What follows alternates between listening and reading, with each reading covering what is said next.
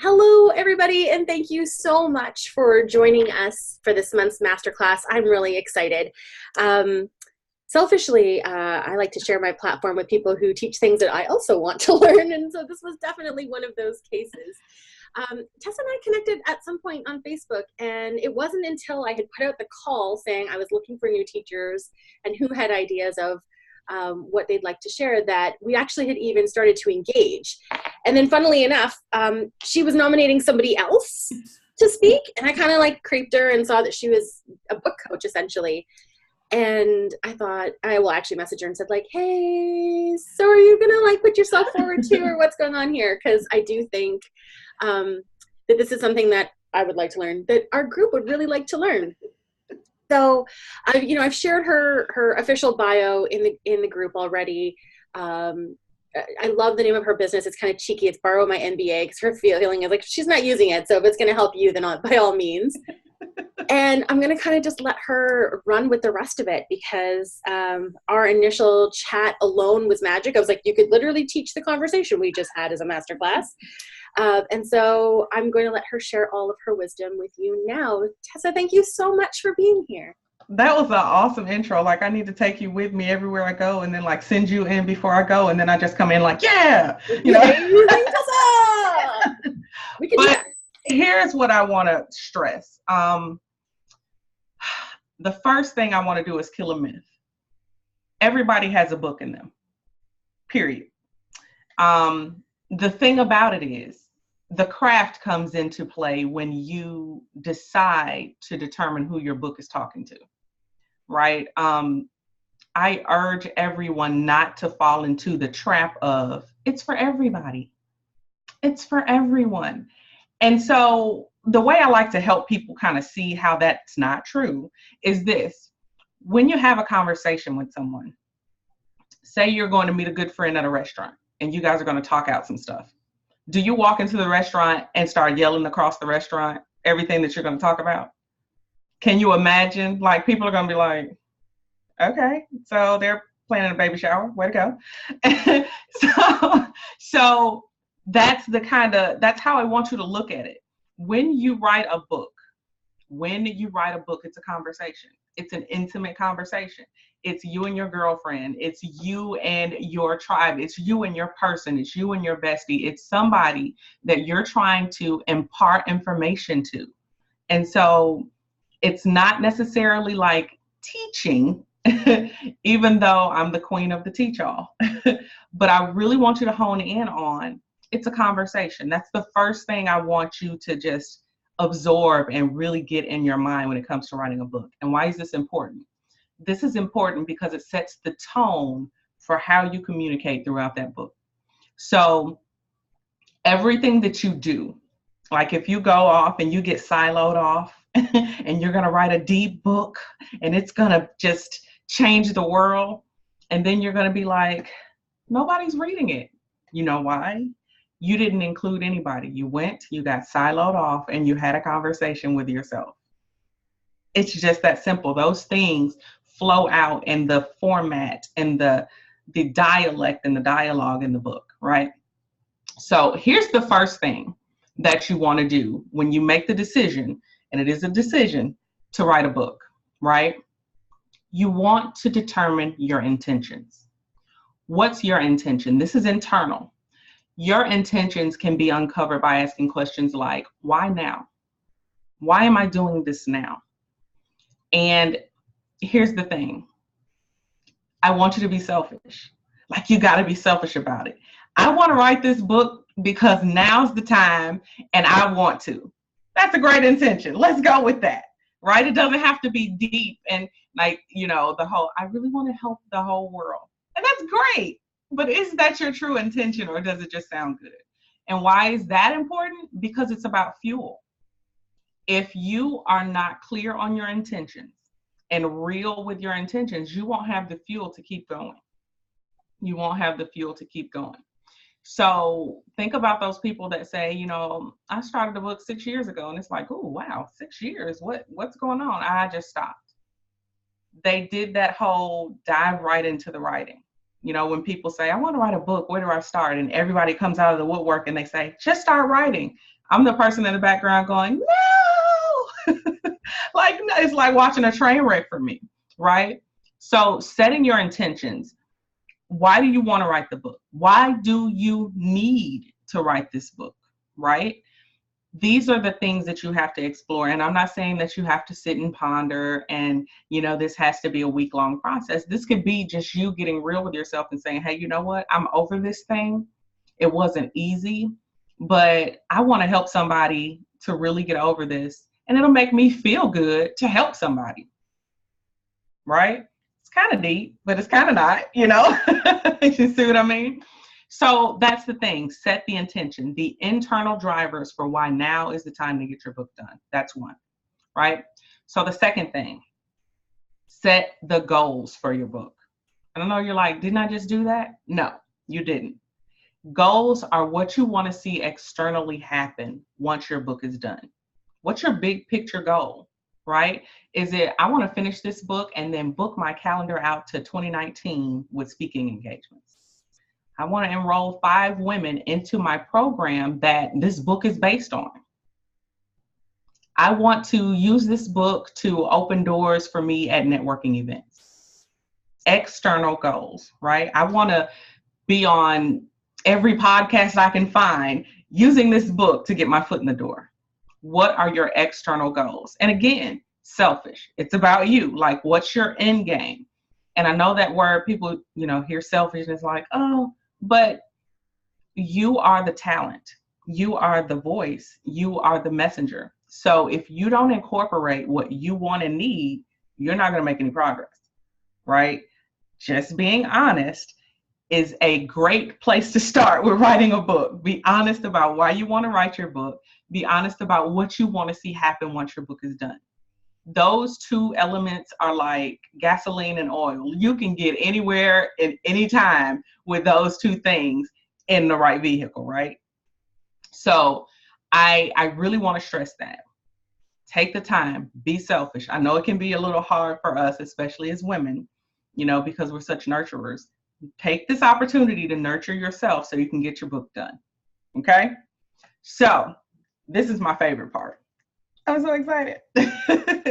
Lean in. This is the good part. So you want to get crystal clear on the conversation details of the book. Seems simple. It is simple. So powerful. Let me tell you why. When you get crystal clear on the who, what, when, where, and how of the conversation, writer's block is a thing of the past. So the first thing you want to do in fleshing out those conversation details is figure out who you're talking to. Who are you talking to? And again, do not fall into that trap of everybody. We're not responsible for people who eavesdrop on our conversation. We're focused on who we're talking to, right? So if you know, and this, I know for business owners, you've heard this, who is your product for? Who is your target market? Things like that. It's the same thing. You're not going to talk to me about tying your shoe the same way you would talk to a 6-year-old. At least I hope not. But that's the thing. So first thing, who am I talking to? Okay. Can you imagine if I showed up today and I didn't know who I was talking to? And I'm like, all right, fellas, let's jump in. And it's going to be like, what? Oh, okay. So that's the beauty of knowing who you're talking to. Again, it goes back to the language. Think about how many words we say in a conversation. Writing is supposed to be the same way. It's supposed to be a fluid thought. That's why I stress that writing a book is a conversation, right? So who are you talking to? The next thing is, what are you talking about? Notice I didn't say, what are you preaching, teaching, waving your finger about? Who are you talking at? What are you talking about? What's the conversation about? And so this is the part that incites writer's block, because you have an idea of what you want to say, but you haven't considered the other end of the conversation, the questions being asked, the information that someone is trying to pull out of that conversation. And so writer's block happens. I hope that's making sense. So writer's block happens. So again, this is what we're trying to do: combat writer's block, get your book written, right? Get you out of your head, because we all have that problem. So when you are trying to determine what to write about, you may have in your heart, I want to write a book about X. And I'm going to say, I don't know, paranormal activity. Don't ask me why that came up, but that's what I'm going to go with. So if I decide to write a book about paranormal activity, it's going to be important that my audience wants to know about paranormal activities from me. And the way that our relationship is set up, I don't think that's a good topic for me. But anyway, I'm just saying. So, but the thing about it is, then you go into determining what elements your audience is craving from you on that topic, right? What are they craving from you on that topic? And the wonders of technology allows us to do this so easy. I can remember years ago doing market research was thousands to millions of dollars. But now we have real-time tools like Facebook. Facebook is one of the best places because you already have a curated contact list or an audience, right? Tribe. If you put up a simple post about a topic and you get no engagement, that was quick, that was easy, didn't cost you anything, may have hurt your feelings a little bit, but at least now you know, right? But if you move on to another topic and people jump on it, there's questions, there's amens, there's loves, there's likes, there's some interest there. So what do? You don't just leave it at, well, Facebook said this is perfect. You take it to the next level. And I'm going to give you a secret. I do this with my clients that I charge 5 figures and above, okay? I am giving this to you because I love you so much. And I love this. Amazon is the second most powerful search engine on the planet. Of course, we know Google's number one, right? Amazon can give you so much information. And think about it. That's where your book will be also, right? So what you want to do after you've tested out Facebook with your immediate tribe, spread out a little bit. Go to Amazon, do a search on that topic, see what books come up, see how many reviews they have. Check out the ranking. And this is the big part. Please don't skip this. Check what the reviews say. Not the 4 stars, because, you know, my mom gives me a 4-star for every book I put out there. I mean, check the 2-star and below. Why? Because those people were expecting something that they didn't get, right? That's a big deal. And that's a really good way to figure out where there's a need for a conversation, right?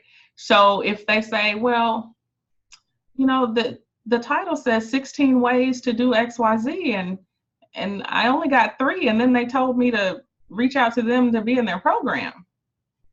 Well, okay, that's a clear indicator that they don't want fluff. And here's a tip, caveat, put it over in the side. You can't give it all away. Don't buy into the I have to hold back. You are the secret sauce. I could sit here and tell you from A to Z how to get your book out. You're still going to need some support.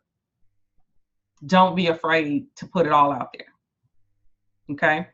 So those reviews are gold mines when you're trying to determine, what am I talking about specifically? Because remember, pulling a topic out of the air, there's so many different ways you can go with it. Whether you're talking about divorce, overcoming it, having one, avoiding it, all of those things are topics of conversation under that one little item, right? So when people don't get what they need, especially if they're bold enough and take the time to do a 2 or a 1-star review, you got to pay attention to that, right? Gold mine. And it's free, right? It's free. So gathering that information, it's going to give you clarity on how to structure your conversation. Okay. And from there, you can go to past clients. You can go to people that you've mentored, given advice to, and ask them. Ask. Don't be afraid to ask, right? Get the information that you need so that there's complete clarity when you finally put your hands to the keyboard to write. And even after you gather all this information, there's still another step. Gold mine. Ready? I am a rebel. I don't know if you could tell. But outlining is important, but not like outlining like we're used to, with the whole Roman numeral. Yeah, that's very rigid and will shut you down creatively. So this is what I'm going to tell you. You're going to brainstorm. And everything around that topic that comes up for you, you throw it up on paper. You make a list, right? You can even do a timer. I love timers because it's like, and go be creative. And then you'll be amazed what you get. So once you get this list, then you can curate it. You can look at it from a rational perspective after you've let your creative flag fly, right? You can combine, you can rearrange, you can eliminate, you can do a whole bunch of different things with that. And before you know it, you have a flow of a conversation that takes your reader from point A to point Z. And it's done in a way that's not rigid or restricting. Secret tip number 2, right here is not the time for you to pick a title for your book. It's not the time, because the goal, remember, is to combat writer's block. Picking a title before you write calls in writer's block and asks it to move in forever. Why? Because you spend the duration of your writing trying to write to support a topic as opposed to completely fleshing out whatever conversation it is that you've decided on. Okay? So I know that was a lot of information. I really want to expand on it, but I would love to take a break and let me know if you have any questions. Let me know if anything came up that was like, what? I've never heard that before. What does that mean? So typically we were saying we were going to use the chat box, but we're actually a small enough group live that you guys are welcome to unmute yourselves if you have any questions, or if you'd like her to go into more depth about any of these areas that she's touched on. I just give my hand a break from my frantic I know writing. you were like furiously writing. I was like, wow. So yeah. I'll tell you, let me share what was the hardest thing for me. While everybody's kind of wrapping up notes and things like that. The hardest thing for me was not doing a title first. I went 2 years and 4 months without writing a single word because of writer's block. And that's why I'm passionate about it. Clearly, I can remember the time frame. It was very painful for me because I'm a creative. And I would say, I'm going to write. And then I would be sitting there and that cursor would be taunting me. Like, no, you're not. We did this dance yesterday. You're not going to write. And the problem was the title. I had this title that meant something to me. It didn't necessarily align with what my creative flag wanted to do. It didn't align with the story I was supposed to tell in that moment. And it didn't align with what people needed from me. Right? I tried to write a book about being a single mother of a daughter. And I struggled. While that was my life, that was my reality, I struggled because I didn't have anything outside of that. I hadn't done any of the other steps. And I have actually officially blocked out the title that I had, but that didn't align with my mission of the moment. And that's another thing. You're not limited to one book in your lifetime. I have to help my clients with this all the time because they come in with sticky notes and folders full of stuff. And it's like, this is all going in this book. And I'm like, no, it's not. No, it's not. you can have and write as many books as you want. You're not limited by genre. You're not limited by topic. Whatever you're called to, wherever you're called to serve and help, that's your mission. That's your book, right? So to come back to like your brainstorming process, so you've got everything down, you got your little like mind map or whatever. Right. You can start to see this flow. At what point do you say, holy shit, there's 2 or 3 or 5 books here? And how much, or do you break those down and say like, I'm going to take these 3 and go really, really deep rather than all 20 of them in a surface level? Or how do you make that distinction? You make that distinction based off of results, right? So right now I'm on a weight loss journey and it's a challenge. I get hangry a lot, but when it comes to the process, there's pieces. Like I have a meal plan. I have movement schedule. I have meditation and journaling. The results for each all support my weight loss journey, but they all have different functions. They handle mind, body, spirit, right?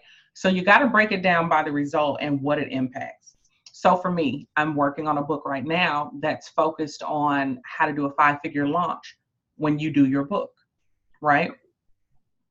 I don't necessarily have to go into the writing piece because that's another book.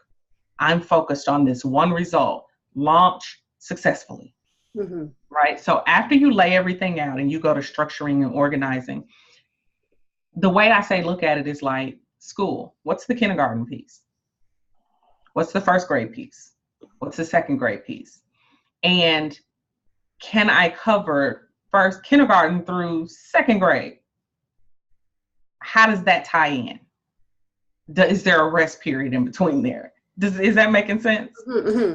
So do you also think about like would the amount of content you have in that area play a part? Like, would you say you want X number of words minimum, or like, just kind of ride the journey and see how deep. Ride the journey and see, because I know that people are more analytical than they realize. People are more rational than they realize, because, to be creative is it's a little bit of work. It's a little bit of work. So when you start saying 1,500 words a chapter, shut down,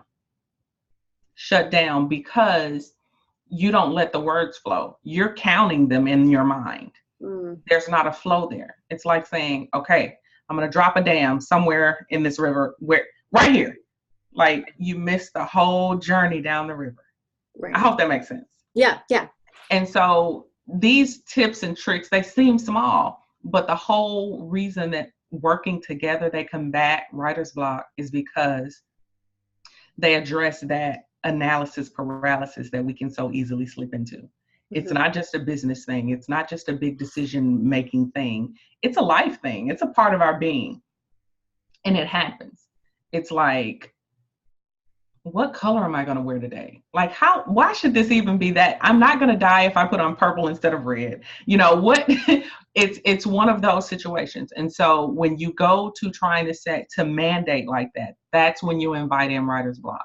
That's when you have those cycles of starting and stopping and starting and stopping, and the frustration sets in and makes writer's block just dig in even more, right? So you really want to trust the creative process and let the book unfold. You are the book, right? Your life, your journey, your experiences, they happened. Like, all you're having to do is report it. That's it. I have another question. Okay. And you guys, you can feel free to jump in at any time. I'm just going to keep asking her things until you. I have 2 things actually. So the first was like when you and I talked about this process. I was saying how similar it is between a branding process for business owners as it is, as the process you're guiding people through. So do you find that entrepreneurs do they adopt this more easily because we're used to thinking of in that way than someone who, maybe isn't an entrepreneur? Or? I will say no, actually. And the reason is because of those preconceived notions that we have about writing a book. We think go be siloed off, get a cabin. That was my next question, but we'll come back. Okay, get a cabin. It's going to take you 18 months to 2 years to write a good book. I actually just had someone say that to me in a group, like, if you want your book to be good, it's got to take 2 years. And I'm like, I disagree. And so your book is designed to be medicine, whether it's entertaining medicine, whether it's solving a problem, whether it's helping with introspection, whether it's helping with learning a new process. It's medicine, right? And so can you imagine being sick and someone telling you, okay, I'm going to get you that medicine in 2 years. It'll be perfect. It'll be beautiful. It'll be packaged perfectly. You're going to love it. You're going to be like, what? And wait till you see the title of it and what we named it, and what the packaging looks like. It's going to blow your mind. You're going to be like, listen, you can slide it across the floor if you want. If it's going to resolve my issue, can you just get it over here, right? And so entrepreneurs struggle with that because business makes sense. It's numbers, it's figures, it's a process. It's that word, strategy, right? But when they think book, they think creative cycle, must take long, angst, have to labor over. And I have to have the conversation usually with my clients about 3 or 4 times before it clicks. So honestly, my first month of working with my clients is mindset. And I get a lot of resistance. And these are the sentences that I love to repeat these because they're funny. It can't be this easy. So you're telling me just write what I feel. And I'm like, that's so simple. And I'm like, it is. It's very simple. And so you have to get out of the way of your message, right? Open the door and let it do what it does. That there's so much resistance there. Now, people who don't have, they're not naturally inclined to do business. They're like, okay, oh, I don't have to worry about commas and stuff. You got a person for that? Oh, okay, I'm all over that. It's a little bit different. Entrepreneurs have these sets of rules by which they operate. And so when you kind of throw a monkey wrench in it, it takes them a little bit of time to shift, right? I'm not saying it's bad. I'm a business owner. That's why I know. But that's the thing. When there's something new and innovative, usually it takes an established business person a little bit of time to really buy into it. Like social media for me, I was like, why? I don't need that. I don't like it. But now look at you. You wouldn't even be here if not for social media. So thank God you got over that belief. I know. But that's the thing, I was like, it's a fad. No. But that's the thing. We have to get over that internal programming. And the other thing that internal programming is, I'm going to do a little illustration, is when we sit down to type, our body gets rigid. We're thinking about the typing teacher. His name was Mr. McNeely, who popped my knuckles when I didn't do ASDF, JKL semicolon, right? Or we're thinking about comma splices. I'm not good at grammar. These are the objections that come up because we don't understand that we guide and lead the creative process. I'll tell people all day long, I'm not ashamed. I am in love with spell check. Were it not for spell check, I wouldn't be here. I can speak great. Ask me to spell something and someone's life depends on it, I am going to miss them because I am not the best speller, right? And so these are the little things I'm not a good writer. Who's a good writer? That's subjective, right? It is subjective. Yeah. Because Stephen King hates James Patterson. James Patterson says Stephen King is a hack. Both made trillions of dollars writing, right? It is subjective. Is there something to that though? Like for people who have a book in them, because everyone has a book in them, but who feel that they aren't naturally inclined to writing, are they better off to do something like dictation or something like that? Like are there hacks for them? There are so many hacks and I love it. So I recently had a client. She is a phenomenal speaker and she was just blocked. She's like, I can't write. And I was like, not true, not true, not true, not true. So she got a new laptop. It was a Mac. And so we looked through, and just about every laptop these days has a dictation function. I actually have Dragon software just because I love it. This is not a commercial. I'm telling you, I actually use it. And she started doing dictation. And of course, there's a learning curve. Like, I've got a Southern drawl. So the software had to learn my accent because I'm like, no, y'all, not you. No, but so there's a little bit of a learning curve, but that changed the game for her. And we got her book done. And I love to share this. Not only is her book done, we finished her book in November. Since November, she sold over 500 hard copies herself. That's not counting like Amazon or anything like that, but getting the word out and leveraging her book. She's in California. She had a school system in Georgia reach out to her and say, hey, listen, we want to order this for our senior class. Like, that's the leverage that you can't overlook that with a book. The other thing is, remember Rock the Vote? Those people who came up with that brand reached out to her and say, hey, listen, we want to know if we can lease the title of your book for our next big push for voting.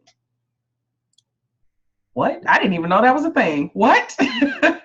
And so these are the things that, I guess I knew that was a thing, but there's so much that you can do with a book. I've had people say it's just not valuable, just from an entrepreneurial standpoint, to put in that work. And how do I get my return on it? This is my example. You want to be a speaker. It's up to you and another person that they're deciding on. Who's going to be the keynote? The other person did a webinar. You've got a book.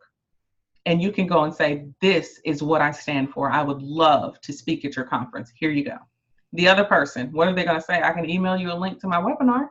Here's my business card. Do you know how many business cards I have crumpled up in the bottom of my purse? I don't. They're just in there.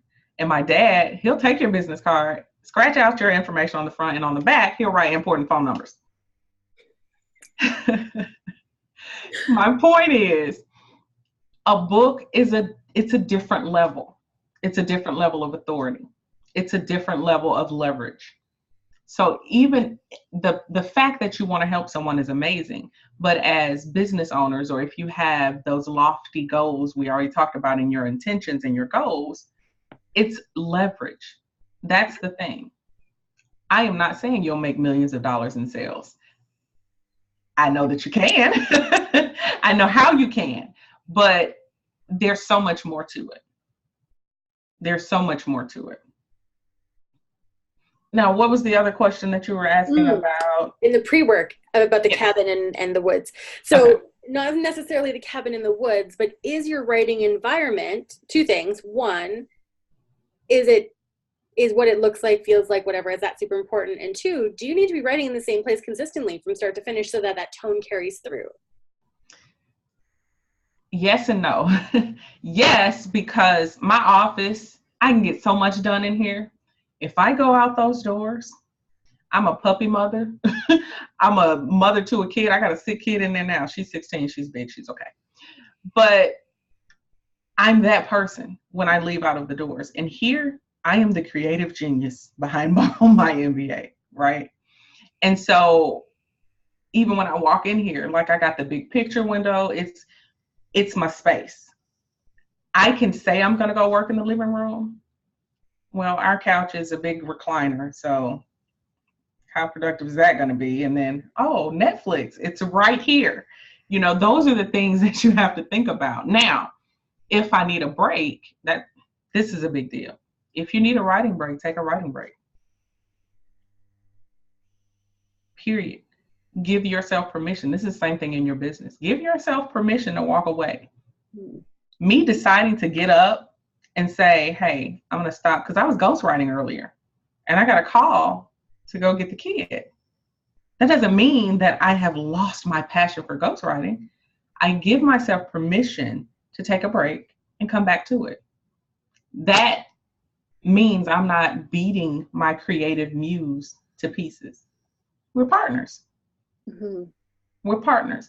And that's the other thing, our rational mind, the thing that we're used to, analytics, we use that to beat up our creative partner. And then we don't know how to rekindle that relationship. We don't know how to, I don't know how to say this. How many times have we said that? I don't know how to say that.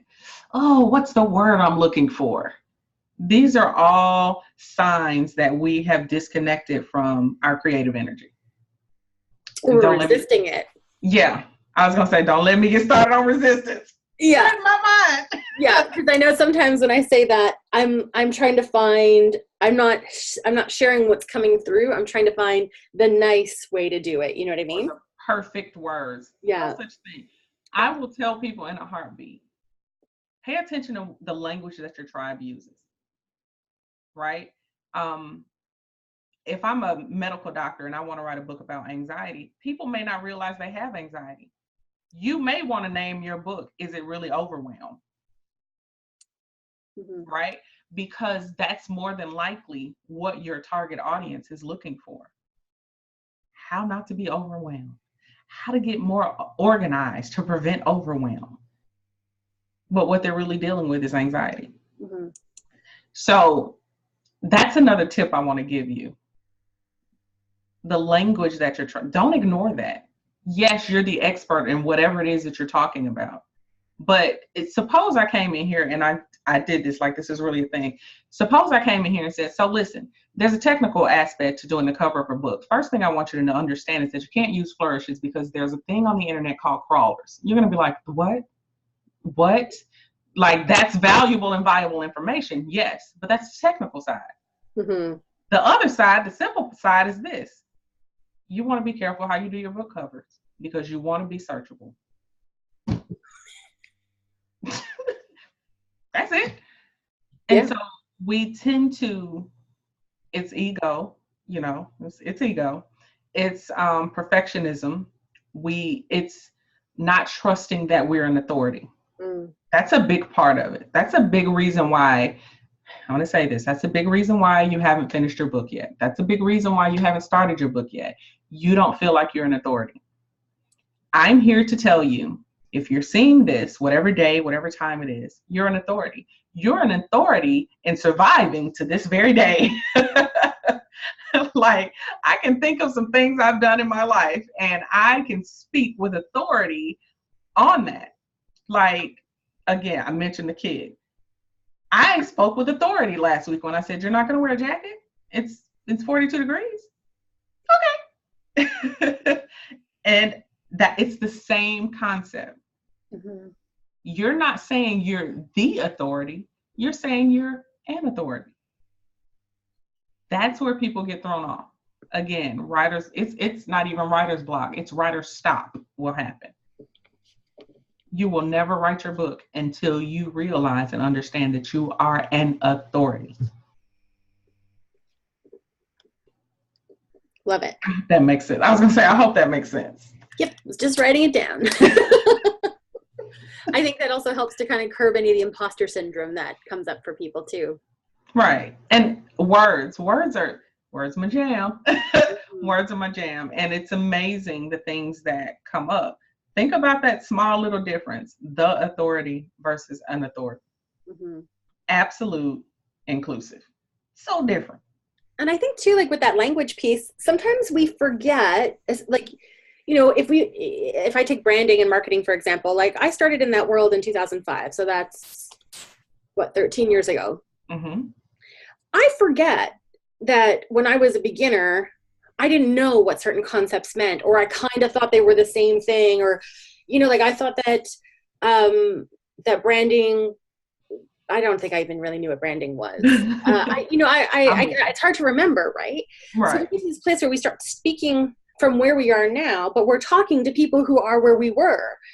And we forget that we're talking like way over their heads. Right. So it's, I think it's a bit of a humbling process to kind of go back to the roots and speak from that place so that you're not alienating your people. Right. And, you know, I am a proponent of coaching and mentoring. I'm a, publishing consultant and a coach and everything like that. And one thing that one of my mentors asked me at one point in time was like, why do you just say book done in your branding and marketing? And I'm like, because that's how people see it. I just want to get my book done. It may mean different things. Mm-hmm. It may mean the writing piece for you. It may mean the publishing piece, the design, but done. That's the language of my audience. I got to get my book done. Mm-hmm. Yeah, it's not pretty, but it resonates. No, that's the thing. And so, I mean, I've had wordsmiths like, let's do this. And I'm like, that's not it. Even the Google search, if you look up how to get my book done, I mean, it pops up. Mm-hmm. Like, nobody's breaking it down because they're not there yet. Mm-hmm. They're looking at a whole process. They're looking at end to end. And to them, that whole package is done. Right? That's the thing. And when I start breaking it down that there's just 5 different phases to get it done, people are like, are you sure? Like, I promise. There's the pre-writing. We just did the pre-writing in 41 minutes. Mm-hmm. Right? We just went through the process for pre-writing in 41 minutes. The next step is the writing. I had a client get her book written in 14 days. And that's because she was traveling. Because once she had clarity about her conversation, who she was talking to, she was able to recall conversations she had and use all of that and just pour it out on the page. There was no question about what's next. Right? And the secret there is that once you get that list, that curated list of topics, and you get it really just slimmed down, combined, and maybe you have 10 to 15, maybe 20 topics. Those are chapters. Those are chapters for you to hit on. Right? Once you get that list to say 20, and that's you don't have to stop at 20, however many. You write 3 sentences for each one. You write an introduction, you write a summary, and you write a transitioning conclusion so that it flows into the next topic or chapter, if you will. You just flush those out and boom, there's a chapter. There's a chapter. Connect the dots. How do I get from this intro to this transitioning conclusion? That's it. No pressure. I didn't sit there and tell you, now write 1,500 words on this topic. You're going to shut down. You're going to shut down. So that's the pre-writing, the writing. Next is design. I consider the title to be a part of the design because I don't want you to do it until after you write. Once you write out this conversation, then you know what your title is. If you pick 16 ways to win $1 million in the lottery as your title, and you do it before you do the pre-writing and the writing, it's going to be a long road. It's going to take you 2 years, 3 years, 6 years, 8 years, because you're trying to write to that topic. Think about being in school and your teacher says, I want you to do a book report, or I want you to do a report on blah, blah, blah. And you'd be like, oh my God. First of all, I don't care about the Great Lakes. No. but that's the mode that you get into. You haven't forgotten what it was like to be a student and be forced to write something. Don't think that you have. So don't inflict that on yourself. Right? Pre-writing. I'm saying it again because I want everybody to get it. Pre-writing, writing, design. That's the title, the interior of the book, and the cover. You're not expected to be able to do it all. There are solutions for all of that. If you can Google, you can get it. Okay? Take the pressure off of yourself. You're the talent. After you've done the writing, the rest is easy. Right? So then you got publishing. Where do you want your book to be? Where do you want to leverage it? Only on your site? On all ebook retailers? On ebook retailers, your site, and in print? How do you want to leverage it? It's your decision because it's your book. It's your story. And then the last piece, even though it's last, don't sleep on this. It's promotion. That does not mean you start promoting once you're finished. The day you decide to write a book is the day you start promoting. And how does that happen? Hey guys, I'm gonna write a book. Who's with me for the journey? Simple post, repurpose it, put it on Instagram, all that good stuff. Get people aware that you're gonna write a book. Why? Get them emotionally invested before you ask them to financially invest. And plus, people love that behind the scenes sneak peek into your life where you're like, this is my writing fuel, and you've got your matcha latte or whatever. Absolutely. People love that little peek behind the curtain.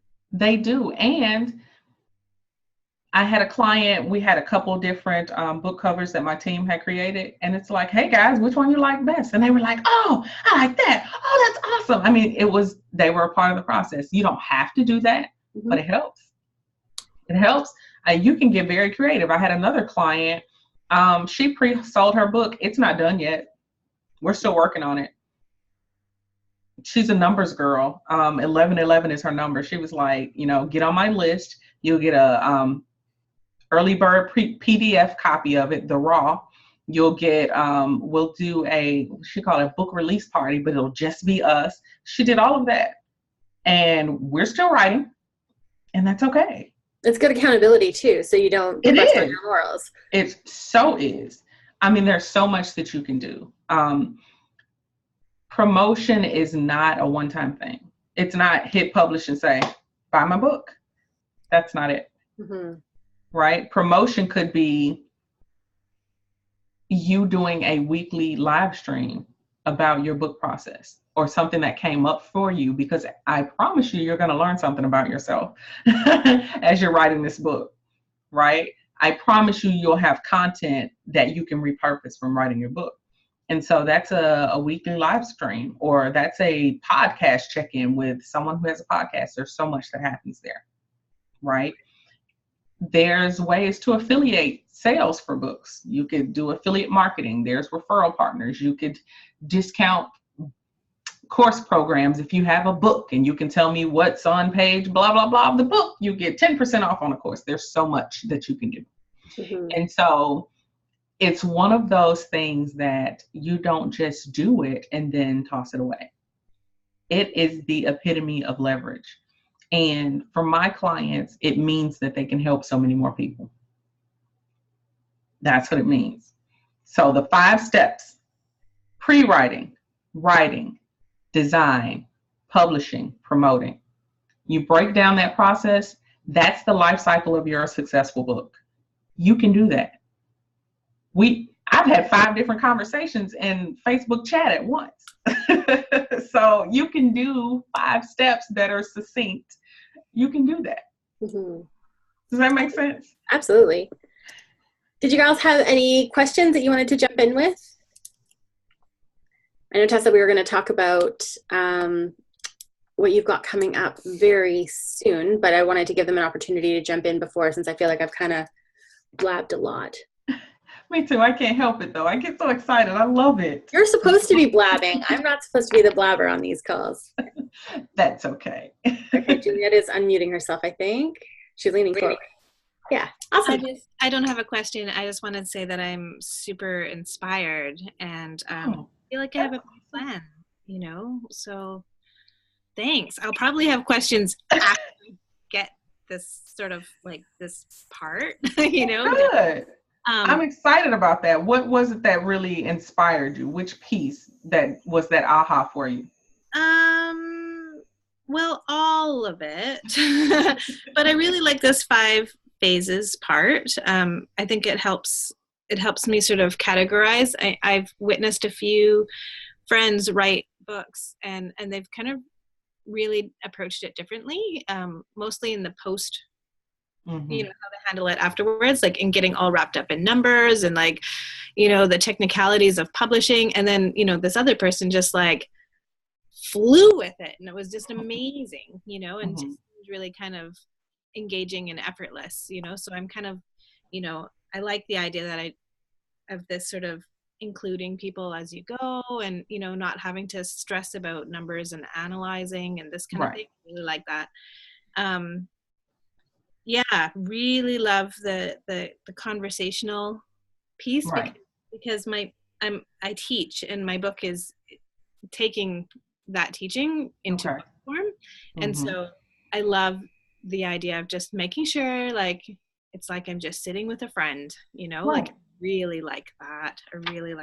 And yeah, it's just all so good. I feel like I'm super jazzed and inspired. So thank you. I'm so excited. Thank you. Yeah. And that's the whole thing. The whole point. Uh-oh, Nicole? Oh yeah, I was gonna say I agree. Like, I don't have any questions, but the concept of not having a title was this just light bulb moment. Like, oh my God, what could I do if I didn't have to pigeonhole myself? And then the other thing for me is not feeling like I have to break it down to just one book, because I have a business book in my head, I have a children's book, and I have a like really gruesome crime book. So they don't exactly go together. So that just felt really freeing. So. And you know what? I love that. I actually got my start in fiction. Serena, I know you know that. But fiction, I mean, I get to just let it go. My creative muscle could probably lift my desk. Like, I flex it. And so that's a good thing. You get into these absolutes in the world of writing. And you have to think about the origin of books and how sacred they were. Well, they still are good. They still are time capsules, but you don't have to put yourself in a prison. And that's the thing that starting out in fiction really taught me. And that's why I try to incorporate it in what I do. Just let that creative flag fly. Like, that's what it's there for.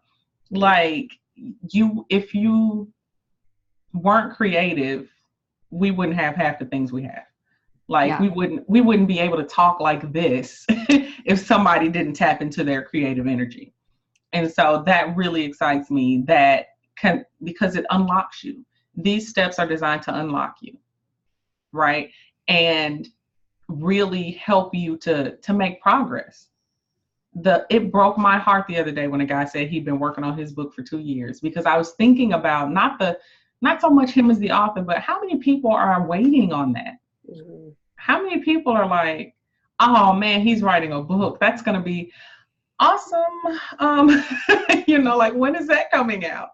Like, that's the thing. We are in a world where if I buckle down, I could put out a book every day if I wanted to. And it would help somebody. That's the thing I want to leave you with. Don't just write a book. Write a book that says something. I have a question. Oh, good. Yay. I feel like it's probably a bit of a dumb question. No such thing. Well, that's nice. Thanks. Because I write a lot online and have, online content, I'm really used to putting imagery in. Mm-hmm. And then I just had this question of like, oh, well, whenever I read a book, there's really not really any pictures in it. And then I'm like, can Yes, you can. Yeah. I recently did a client book, and I thought I had it nearby, but I personally designed her internal book, and I'm going to get it. Hold on a second. Okay. Yeah, I was just thinking too, I've got some that I don't have around, but I know like Mindy Kaling's biography, she has her stories, and then she has sections of pictures that kind of break things down too. Well, this is one of my clients' books. She's a bit of a rebel, and her title is Don't Bitch About It, Be About It. And so we got the lady with the boxing gloves on the front. And so I thought, in doing her interior, when she was making relevant points that she really wanted to stick out, I thought it would be great to just include that. See, that's the thing, that you can do so many different things. You're not pigeonholed to, it's got to be hardcover, it's got to be this. The other thing that people get stuck on is my book long enough? If you can get someone results in 20 pages, do it. Right? Don't go on and on and on for hundreds of pages just to make you feel better as the creator. Like if you can get me, like, again, going back to me, I sometimes do believe I have adult ADD. If you can get me these results in 5 pages, do it. Do it. I once had a friend, he wrote a book and it was pages full. It was pages. You thought. And the title of the book was The Number One Thing You Need to Do to Be Successful in Your Business. People were buying this book, $15 a piece. On the first page, it was the copyright page. Second page, it said, stop buying books you don't need and get out there and do the work. And the rest was journaling. He was like, journal what you want to see. That was his book. Some people were pissed, but some people got it. They got the message. They got a result. It's like, okay, I know all the things. I need to do all the things or do some things or do something, right? So you can put pictures in your book. You can incorporate so many different things in your book. One of the things that I love to do is if I have video content that supports a chapter in my book, I'll put a little footnote and say, hey, we covered a lot in this chapter. Here, check out this video lesson I did. Oh, I like that. It's a conversation. And you can get them to subscribe to your list to get the video lesson, and bam, bam, now you've got an ongoing relationship with them beyond that $15 purchase. Right. You have now officially turned your book into a paid funnel, which that's a whole nother story. A paid funnel means that someone's pain was so bad that they were at least willing to spend $2.99 for an ebook, $9 or whatever to get a result. Other than someone saying, oh, it's free, I'll try that. And it's going to have some skin in the game, even if it's $2.99 or whatever. Right. That tiny bit of buy-in, sometimes it already sets them up to, okay, I know I value this person enough to give them my money. Different type of relationship. Mm-hmm. So much. I mean, so many different things we talk about when it comes to book. But what I want you to know is that you have a book inside of you. It's valid. Own that. I'm not here to tell you, yes, that's a good book idea.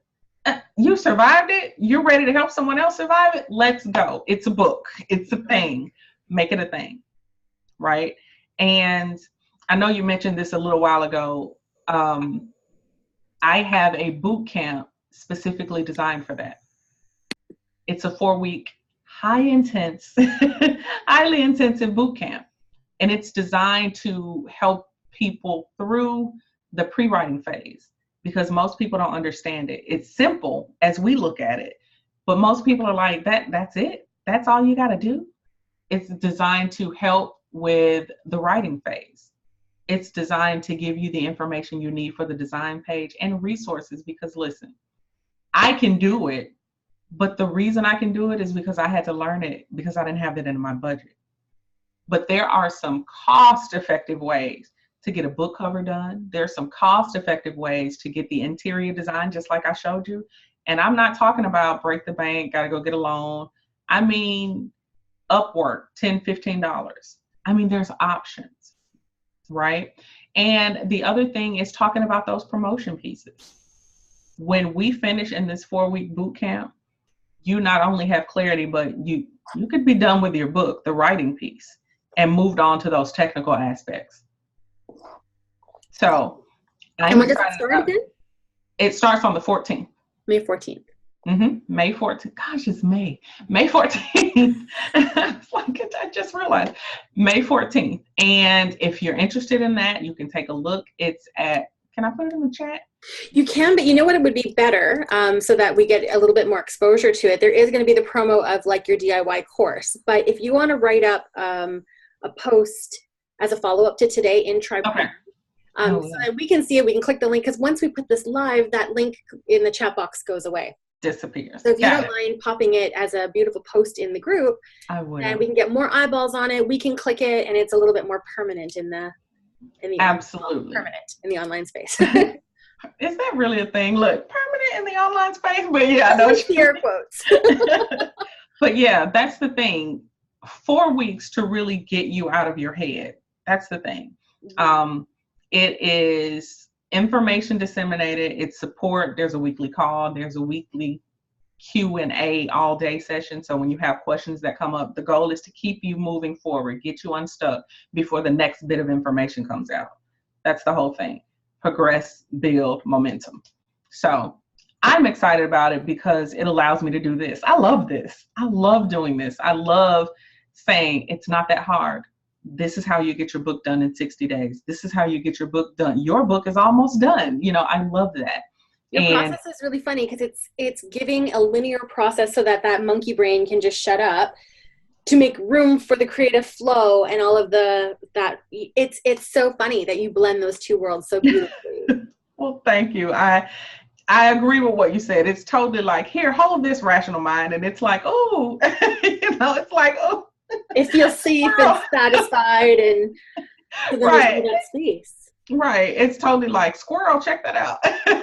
And so your creativity and your just who you are designed to be can come out without any personal scrutiny. That's the whole thing. Mm-hmm. You know, we scrutinize ourselves before we give anybody else a chance to, you know, and so, yeah, don't even get me started on that. But yeah, that's why I love this process. It combined my analytical and my creative process. It took everything that I've learned, every place that I failed, every box that people told me I had to fit in. And it was like, no, I'm not going to do that. I'm not going to do that because I don't want to. No, that's the whole reason. That's the deep reason. I don't want to. That's perfect. And like, what a wonderful, like, honoring of yourself to just call that out. Yeah. Perfect. Best thing to do. I enjoy this so much. Oh, we're lucky to have you. Thank you so much for sharing your gifts and for lighting this fire. I think all of us are like, ooh, we're ready. So. I love that. And I'm going to dive into the group and answer some questions that I saw that came up on a post that I did. So I'm excited about that. Yeah. So I'll be in the group. And if you have questions, feel free to tag me. I'm all for that. She's there. So I'm there. There we go. Awesome. Thank you again so much for today. And if anything comes up, tag her in the group. And I'm really excited to see like everything that is going to come out of this program. Me too. Thank you. Thank you guys. I really enjoyed you. Have a great rest of your day, everyone. You too. Okay. Bye-bye. Bye.